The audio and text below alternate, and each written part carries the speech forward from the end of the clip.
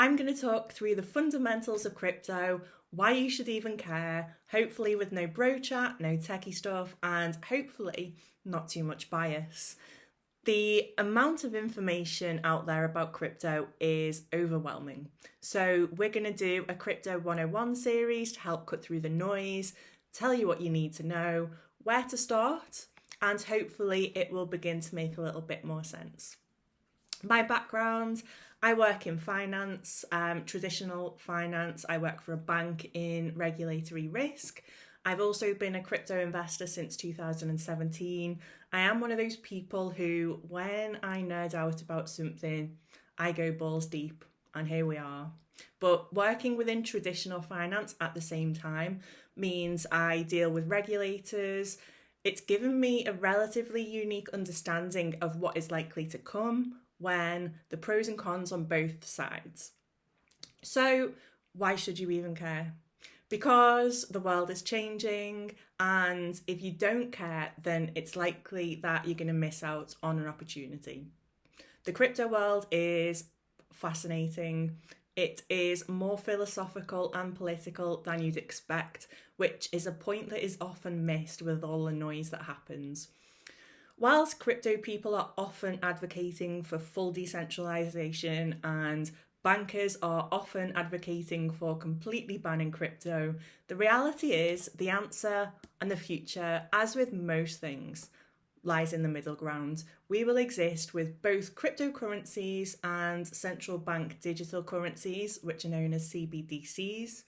We know at least 80% of the world's banks are currently researching and developing their own CBDC.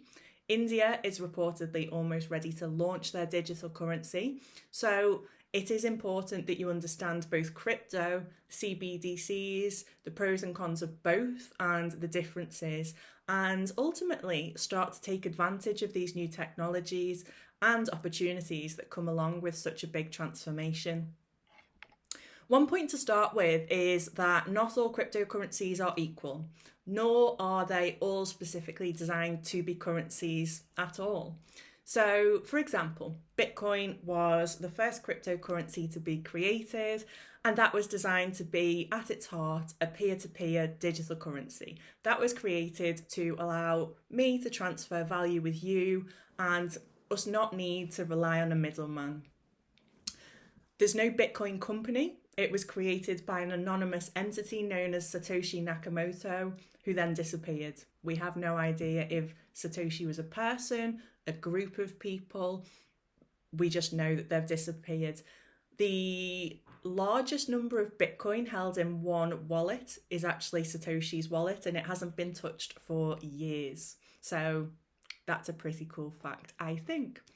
Bitcoin is now used as a store of wealth, similar to gold, though we have seen it being introduced as a currency in El Salvador. The second most popular cryptocurrency is Ether, and that's different. Ether is linked to a company, that company being Ethereum. Ethereum is a programmable blockchain that allows people to build apps. So these apps can have many functions. For example, you could build an app that functions like a bank, or you could build an app that functions like an online makeup store. When users are using one of those apps, they're going to pay for their transactions using the currency Ether. As of this week, there are around 1.2 million transactions per day on Ethereum, and as a company, it is worth more than Visa and JP Morgan. So it is huge already, and not many people have heard about this. When you buy Ether, you can hold it as an investment if you believe that the value of Ethereum is going to go up. You can exchange it for other cryptocurrencies. You can also use it to interact with the Ethereum network. So what that hopefully illustrates is when you are investing in a cryptocurrency, you're investing in the potential success of a company and its utility as well. That's why researching the company linked to the cryptocurrency that you're potentially buying and looking at what they hope to achieve is important. So let's talk pros and cons of traditional finance versus decentralized finance. There are many pros of traditional finance. One of them being time in the market. So obviously these financial systems that we have at the moment are very well established. We have embedded regulations which cover many things. So we have embedded KYC regulation. So that is know your customer. This aims to reduce financial crime. Banks are also required to keep liquidity reserves. So what this means is, should there be a financial crisis or shock to the system, such as a global pandemic, for example, and people start to withdraw their money unexpectedly from the banks, they have to have reserves to cover that so it doesn't crash the entire system. It also allows banks to be able to react quickly in terms of crisis, and the fact that banks and governments are quite closely linked allows them to work together. And we saw this in the UK when coronavirus hit. The government and the banks worked together to implement products that would get grants out to businesses very quickly. And that, of course, is a pro of traditional finance. We see regulation that promotes good conduct and assistance for vulnerable customers, and it's very easy to interact with these services, of course. There are many cons of traditional finance. One of the biggest ones for me is legacy systems and technology. So this is a pain point, not just for finance, but for every industry, I'm sure. A lot of you can relate to this. So when you're working with different sections of customers, potentially you're having to use different technology systems, potentially haven't been updated since 2002. This stifles innovation because replacing those systems is so disruptive and costly. We can't say, right, customers, you can't call us for a week whilst we change these systems over and improve them. We have to be open at all times, good to go. And this hugely stifles innovation. It also introduces risk to us as finance users. Our money is held by these centralized companies, so our money is held by a bank. We are reliant on those legacy systems to hold our money safely. If they go down, we can lose access to our own money. Having our money with centralized companies also gives them the power to tell us what we can and can't do with our money. For example, you see some banks declining transactions for people wanting to invest in cryptocurrencies. I don't know about you, but when I earn my money, I like to be able to do what I want. I feel like I am a trustworthy adult at times, and I should be able to use my own money at my free will. Another negative could be the same as the positive that we spoke about, the connections with governments. So historically, and not historically, it is just a fact that there is a lack of transparency within centralized companies. Often the decisions on how to proceed, how to run these companies are made by a very small number of people. There's no transparency about how those decisions are come to. You will see government members on boards, all of these different things. We know that often power corrupts, and if you don't have transparency, we've seen problems. If you think back to 2008 and the financial crisis that we saw, that came from a place of people manipulating interest rates, and we don't want to go back to that place. We see in traditional finance a lack of education for children, for adults alike, and there is very little personal sovereignty. What that means is the ability to manage our own finances independently in the way we see fit. And ultimately, what we see is the concentration of the wealth with the few. This comes back to, if you don't have transparent decision making, if you have connections with government, if you have people who are out to improve their own lives, then we often see an extreme concentration of wealth, both within countries, but within areas across the globe. There are many other cons that we don't have time to cover, but one huge point that I should make is that money is not underpinned by any security now. Unlike the days it was pinned to gold, an unlimited amount of money can be printed on demand. In the USA, In 2020, 27 billion was printed per day. Add that to rising inflation, low interest rates. Economically, it's not a great situation to be in. Enter decentralized finance, also known as DeFi. DeFi is an open financial sector that runs on software built on top of a public blockchain at its core. It involves building financial products and services on top of a blockchain to promote an open financial system that tries and promises to end the over-reliance on centralized institutions. There are pros and cons, of course, with DeFi, just as there is traditional finance. And this is where I will explain some of the philosophical differences that I spoke about earlier. So, fundamentally and philosophically, DeFi is different. Obviously, one of the core philosophies of DeFi is decentralization. The clue is in the name.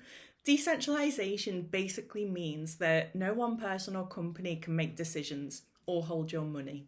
It's the process of dispersing power away from the hands of any centralized entity.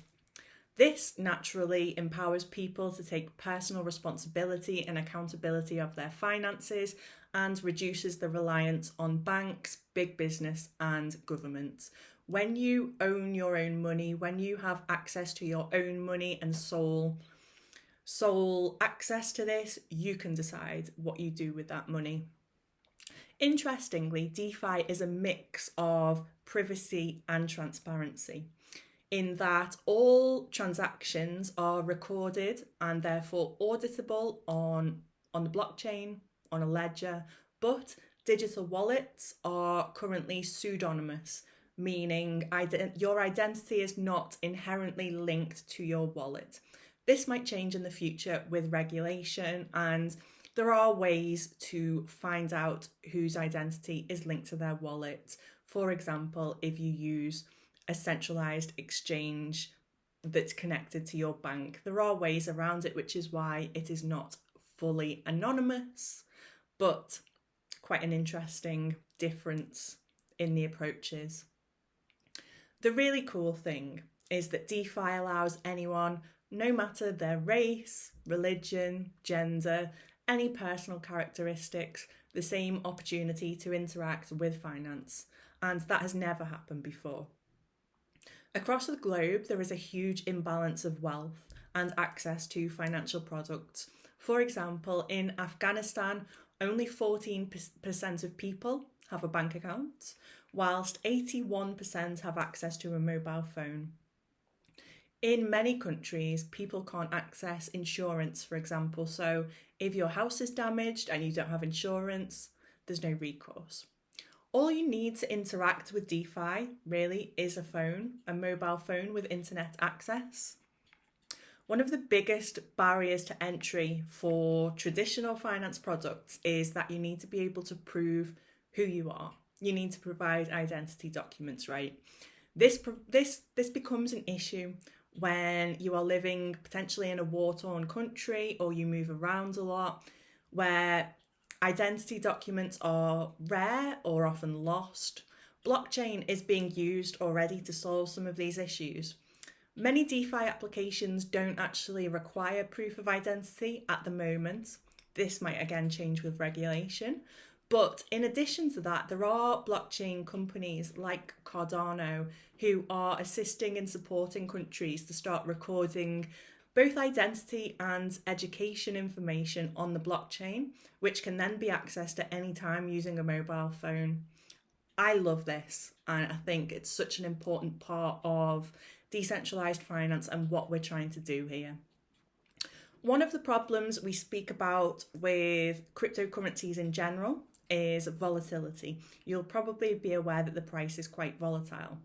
There are now cryptocurrencies called stable coins, they tend to be pegged to the price of the dollar.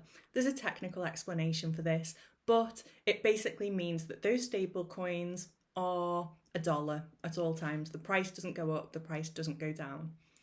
That provides a way of interacting with DeFi without the price volatility risk that comes with cryptocurrencies. So it allows a really great entry point for people to start accessing these DeFi applications without the scary bit of risk. If your cryptocurrency is going to crash overnight, it takes that fear away. So one of the huge benefits of actually doing that and starting to get involved with DeFi applications, the interest rates and yields are much higher than traditional finance products, even on stable coins. So as a reminder, a stable coin will always be $1. That reduces the risk. BlockFi are they're a provider who provide savings accounts effectively. Or even on stable coins, BlockFi currently offer a 7.5% annual interest rate on USDC, which is a stable coin. There are much higher interest rates that you can earn on more volatile cryptocurrencies. It tends to be the more volatile cryptocurrency, the more interest you can earn. You will earn the interest in that cryptocurrency, but the possibilities are almost endless within decentralized finance. And 7.5% on stablecoins isn't the highest. I've also seen 12% per year. So when you compare that to the 0.01% we see in traditional finance, you start to think there's a little bit of an imbalance here. Of course, another big benefit that I can't skip over in DeFi is the massive increases in price we see. So the success of the companies linked to cryptocurrencies is driving their value up over time. We see price fluctuations. Crypto is inherently a very volatile and risky sector to invest in.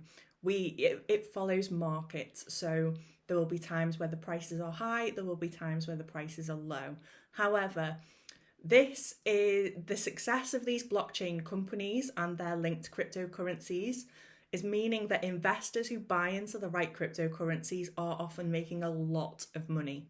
This is making wealth accessible to millions of people who have traditionally had limited options for building wealth, and effectively decentralizing wealth, and that is something that we have never seen in our lifetime. Of course, there are cons that come with DeFi as well. As with any new and innovative industry, there will be cons and there will be an initial learning curve. There definitely is with DeFi. However, at Unblocked, we are looking at ways to help it become more accessible, and we will be sharing those with you. The responsibility in DeFi is on the user. So because there's no company taking on part of that risk, you have to be very careful with what you do.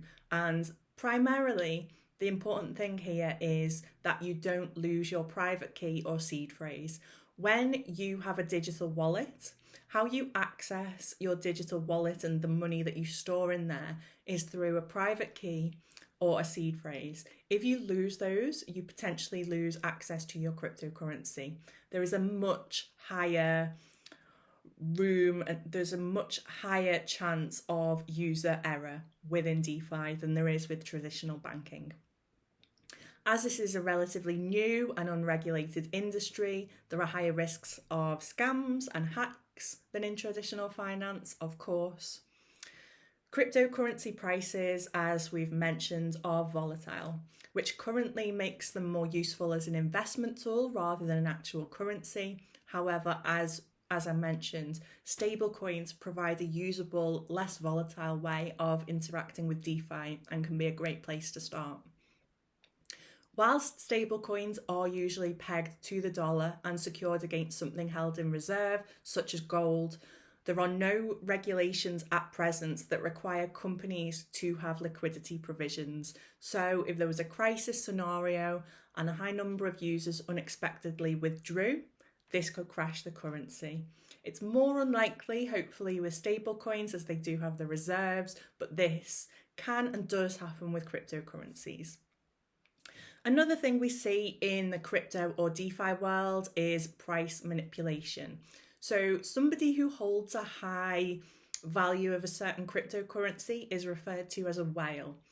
Once they decide to move that amount, that can change the price quite significantly. So you can start to see potentially even big bankers who own a high number of Bitcoin, they can potentially manipulate the price.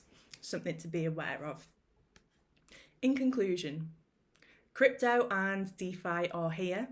They bring with them a lot of opportunities, and one of the key points I'd like you to take away from this is that you don't have to choose between traditional finance and DeFi. You can dip your toe in the water with stablecoins and begin to learn how to interact with these new technologies. The reality is, learning how to use this tech and take advantage of it is going to offer you a competitive advantage as we start to see more adoption and more use cases arise. We talked about central bank digital currencies earlier.